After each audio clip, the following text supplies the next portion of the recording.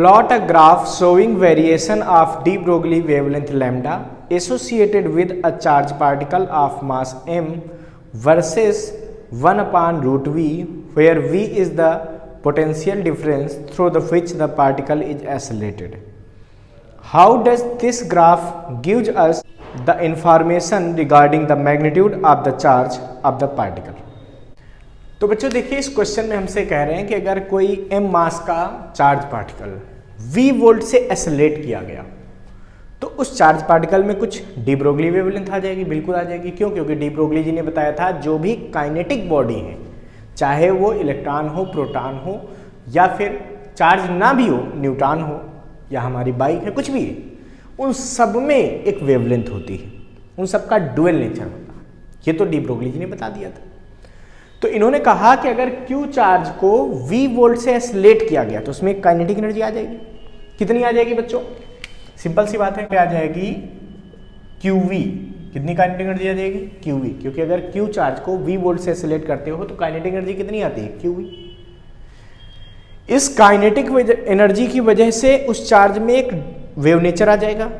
उस wave nature के लिए उसकी वेवलेंथ कितनी होगी, वो लैम्डा हमको पहले फाइंड करनी है, क्योंकि लैम्डा 1/√v में हमको यहाँ पे ग्राफ बताना है। ये v पोटेंशियल डिफरेंस है, ध्यान रखिएगा। तो लैम्डा इक्वल टू फार्मूला होता क्या है बच्चों? ये होता है h/m इंटू वी। ये v वेलोसिटी है और कैपिटल V जो लिखा हुआ है ये पोटेंशियल डिफरेंस है। ध्यान रखना, ये v क्या है? ये है पोटेंशियल डिफरेंस, जिससे चार्ज को एक्सेलरेट किया गया। अच्छा, तो बच्चों ये डी ब्रोगली वेवलेंथ का फार्मूला है, जहां पे h प्लैंक्स कांस्टेंट है, जिसकी वैल्यू फिक्स होती है 6.63 into 10⁻−34 joule into second. m mass of the charge particle है, जो भी चार्ज पार्टिकल होगा उसका मास होता है। तो ये फार्मूला होता है बच्चों। आपको पता है कि अगर किसी चार्ज पार्टिकल में वेलोसिटी है, मतलब उसकी कुछ काइनेटिक एनर्जी होगी, तो हम लिख सकते हैं k बराबर क्या? Half mv²। और जब उस चार्ज को v वोल्ट से एक्सेलरेट किया गया तो qv लिख सकते हैं k की जगह, बिल्कुल लिख सकते हैं। यानी कि qv इक्वल टू हो जाएगा हाफ mv²। तो बेटा यहां से v की वैल्यू निकाल के यहां पुट कर दो, तो क्या आएगा बच्चों? ये 2qv/m, वो भी कैसा? रूट में। ये वैल्यू यहां रख दीजिए, तो डी ब्रोगली वेवलेंथ क्या बनेगी? लैम्डा इक्वल टू h/m और v की वैल्यू रूट में 2qv/m, ये बन गया। अच्छा देखिए, ये इससे कटेगा तो यहाँ रूट m हो जाएगा, तो ये लैम्डा बराबर बचेगा h/रूट में 2qvm।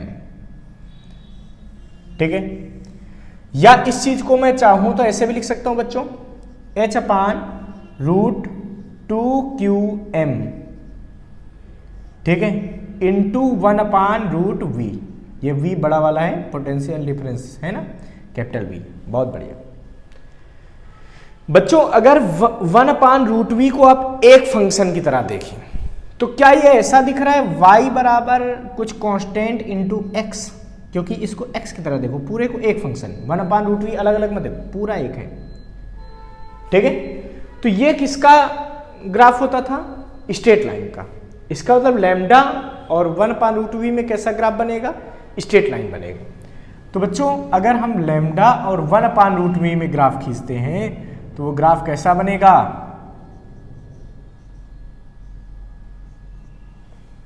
स्ट्रेट लाइन का। ये बन गया ग्राफ। बढ़िया बच्चों, इसका स्लोप क्या होगा? तो याद करो, जब y बराबर mx होता है तो स्लोप क्या होता है? m। ये क्या होता है बच्चों? m होता है इसका स्लोप। वैसे ही lambda equal to 1/√v into ये है, तो ये उसका क्या बन जाएगा? स्लोप बन जाएगा। इसका मतलब इसका जो स्लोप आएगा वो क्या आएगा बच्चों? h/2qm रूट का। तो अगर चार्ज का हमको मास दिया हो, मास की वैल्यू पता हो, तो s तो हमको पता है और स्लोप हम इस कर्व से निकाल सकते हैं भाई, tan थीटा। स्लोप क्या होगा इसका? ये थीटा अगर है तो स्लोप होगा इसका tan थीटा। तो यहां पे लगा देंगे सीधा सीधा, tan थीटा बराबर h अपान रूट में 2qm। तो यहां से बच्चों अगर हमको m की वैल्यू पता हो तो हम q की वैल्यू को भी फाइंड कर सकते हैं। ये पूछा गया ना कि इसके ग्राफ की हेल्प से हम चार्ज को कैसे बता सकते हैं। बिल्कुल बता सकते हैं। अगर हमको m पता हो, h पता ही है, tan थीटा हम ग्राफ से निकाल देंगे तो हम q की वैल्यू को फाइंड कर सकते हैं। अगर जरूरत पड़े तो q का फार्मूला कितना आएगा, यह आएगा बच्चों tan स्क्वायर थीटा बराबर h स्क्वायर अपान 2qm, या फिर q is equal to formula हम बना देंगे h square upon 2 tan square theta into m। ठीक है, इस फार्मूले का यूज करके हम q की वैल्यू भी इस ग्राफ से फाइंड कर सकते हैं। इसको फटाफट नोट कर लीजिए बच्चों।